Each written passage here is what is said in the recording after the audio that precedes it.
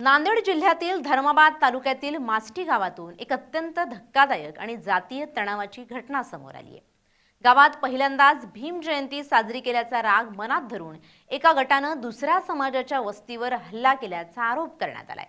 या घटनेत महिला आणि लहान मुलांसह 8 जण जखमी झालेत। गावात सध्या तणावपूर्ण शांतता आहे। मिळालेल्या माहितीनुसार मास्टी गावात यंदा पहिल्यांदाच भीम जयंती साजरी करण्यासाठी बौद्ध समाजाला मोठा संघर्ष करावा लागला होता। भीम जयंती साजरी करण्यासाठी ग्रामस्थांना प्रशासनाकडे दाद मागावी लागली, उपोषण करावं लागलं आणि अखेर जिल्हाधिकाऱ्यांच्या मध्यस्थीनंतर परवानगी मिळाली। गेल्या 24 एप्रिल रोजी गावात पहिल्यांदाच मोठ्या उत्साहात भीम जयंती साजरी झाली।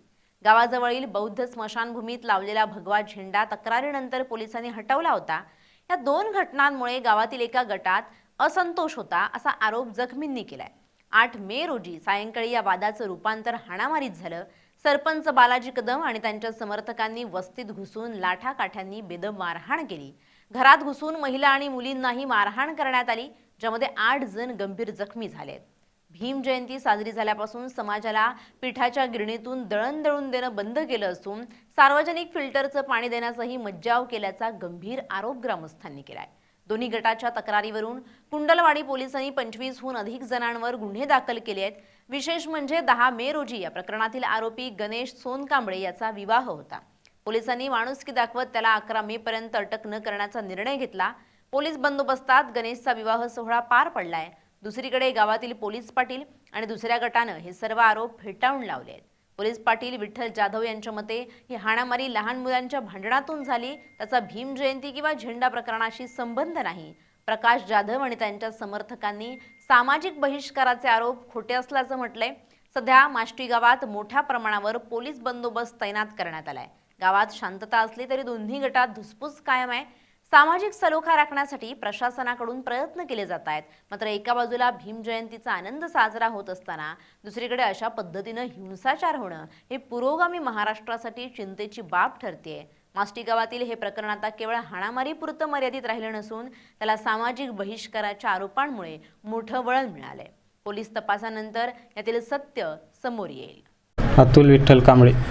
तर इथं आमच्या आई बहिणींना ते घरात घुसून मारू लागले होते। आम्ही मध्ये आल्या, आम्ही वाचवायसाठी प्रयत्न केल्या होत्या, तर आम्हाला डोसक्यामध्ये लाकडाने वगैरे वार करून इथं मारलेले। कारण काय त्या भांडणाचं? कारण आमच्या भीम जयंती साजरी केल्या त्या दिवसापासून त्यांनी आमच्या पाठीमागच आमचं पाणी बंद केले। आम्हाला गावाकडं फिल्टर पाणी देत नाहीत, गावामध्ये हिंडू देत नाहीत। त्या दिवसापासून त्यांचं आमचं हे झालं। भीम जयंती तर दरवर्षी साजरी होत असते? नाही, पहिल्यांदा केल्या होत्या ते, त्याच्यामुळे तर झाले।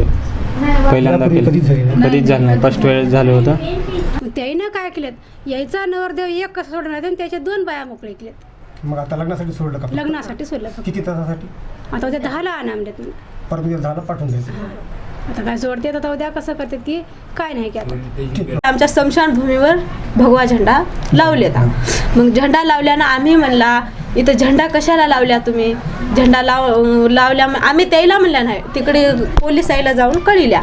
मग आमचं तिथं सरण लागते, झेंडा कशाला लावलेत आम्हाला तिथं। जर सरणावर झेंडा जर पडला, झेंड्यावर जर जाळ जर पडलं तर शिवाजी महाराजाचा अपमान होते, म्हणून आम्ही असं म्हणत सांगल्या। ते आले ता पोलिस येऊन ते झेंडा कायद्यानुसार काढून टाकलेत। मग हे काय केलेत गावातले, कसं झेंडा काढलेत आमचा, म्हणून आम्हाला भेदभाव केलेत। पाण्याला येऊ दिले नाहीत, आम्हाला दळण दिले नाहीत, आम्हाला काहीच दुकानला येऊ दिले नाहीत। आम्ही पाययात्रा घेऊन नांदेडला कलेक्टर साहेबकडे गेले। आम्ही कलेक्टर साहेब म्हणले तुम्हाला स्मशानभूमीची जागा पण देत्या, तुम्हाला मंदिराची जागा पण देत्या, तुम्ही वेळ लागते आणि तुम्ही 24 तारखेला जयंती ग्रामपंचायतला करा आणि आम्ही तुमच्या पाठीशी आहात, म्हणून ते आम्हाला दिलेत परवानगी दिल्यानं आम्ही आल्या गावाकडे येऊन आम्ही ग्रामपंचायतला 24 तारखेला जयंती केल्यानं मग आम्ही झेंडे लावले। आमच्या इकडं झेंडे लावून झेंडे फडकून जयंती केल्या।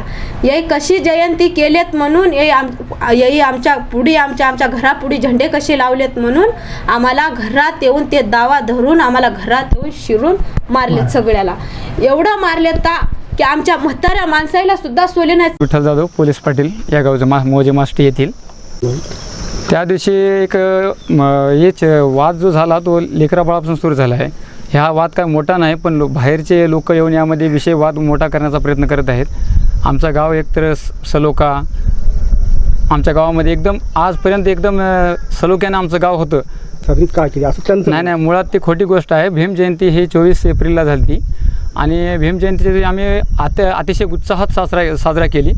ध्वजारोहण पण आम्ही बालाजी पाटील कदम यांच्या हस्ते केले होते.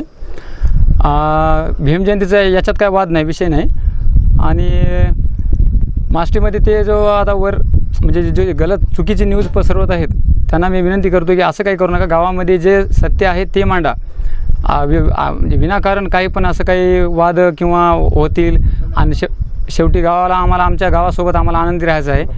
हां, पुढच्या काही गोष्टी म्हणजे विनंती करतो की म्हणजे कोणता पण नेता राहो समोरचा की असं काही चुकीचं म्हणजे गावाची परिस्थिती जाणून घेतल्याशिवाय समोरच्या गोष्टी काही म्हणजे विनाकारण बोलू नये, एवढीच विनंती त्यांना. झेंड्याचा काय विषय? झेंड्याचा पण एक वाद हे केला. झेंड्याचा वाद हा तेव्हाच मिटून गेला आहे सर. आम्ही सहमतीने गावच्या सर्वानुमते आम्ही प्रशासनाच्या याच्यानुसार कामगिरीनुसार आम्ही रीतसर झेंडा उतरून घेतलेला आहे.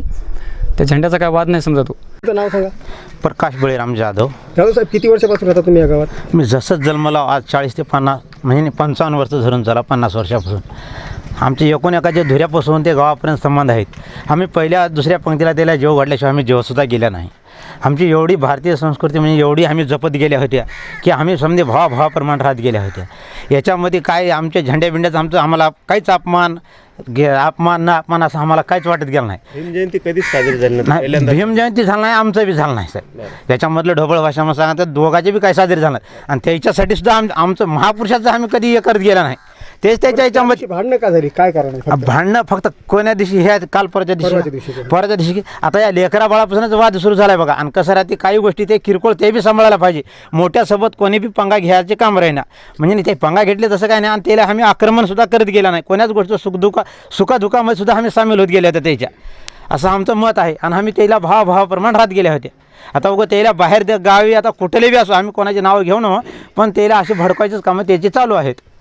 आमच्या गावातून असं त्याला एकही तक्रार नाही की एकही गोष्ट त्याला कशाबद्दल त्रास नव्हता.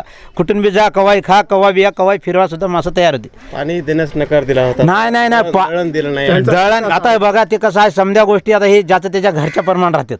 आम्ही तुम्हाला सांगू शकणार, ते आम्हाला सांगू शकणार. काही गोष्टी त्याला बी नफरत येते माणसाला. आम्हाला खेटण्याबद्दल आम्हाला त्याला काहीतरी वाटत असेल त्याच्यामध्ये काय आहे आपण स्वतः कुठून बी जाऊन करून आणू शकता की त्यात का पाणी तर जागेवर ग्रामपंचायतच पाणी आहे. दळण देत नाही. दळण या घरपुरतीचा मामला आहे. का ते मग उसणं देण्यात का आम्ही उसणं देईना याच्यात काय आहे.